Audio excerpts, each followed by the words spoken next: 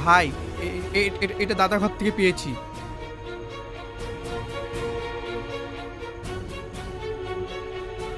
আজ কেমন লাগছে? আপনজন মারা গেছে, খুব কষ্ট লাগছে তাই না? এরকম কষ্ট অনেককে দিয়েছিস, আজ তুই বোঝ আপনজন মারা গেলে কতটা কষ্ট হয়। আমি জানি তুই আমাকে পাগলের মতো খুঁজবি। কাল বিকেল 4টের সময় মেঘনা পার্কে চলে আসিস, তোর সঙ্গে মোলাকাত হবে।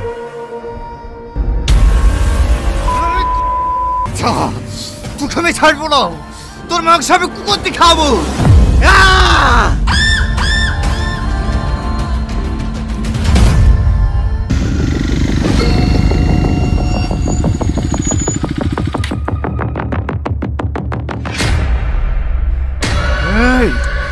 কে তুই?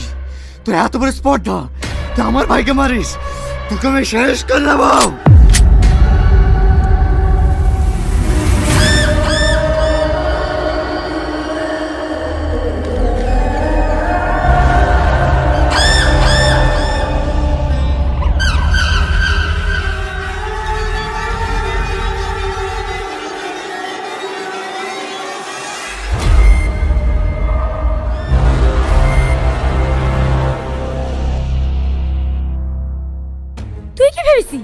তোর টাকা আছে বলি তুই যা খুশি তাই করবি, আর আমাদেরকে সেটা মেনে নিতে হবে?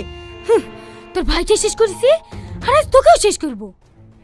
এই শ্রাবণী, আমি তোমার কি ক্ষতি করেছি? আমি তো তোমাকে ভালোবেসেছি।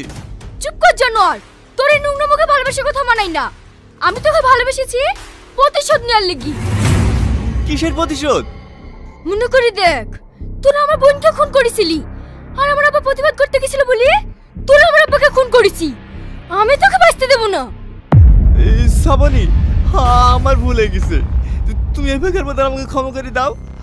আমি তোমাকে কথা দিছি, আজকের পর থেকে আমি কারো কোনো ক্ষতি করবো না। ক্ষতি? তোর মতন শয়তানকে বাঁচিয়ে রাখলে আমার বোনের মতন হাজার হাজার মেয়ের জীবন নষ্ট হবে। তাই তোর মতন জানোয়ারের এই দুনিয়াতে বেঁচে থাকার কোনো অধিকার নেই।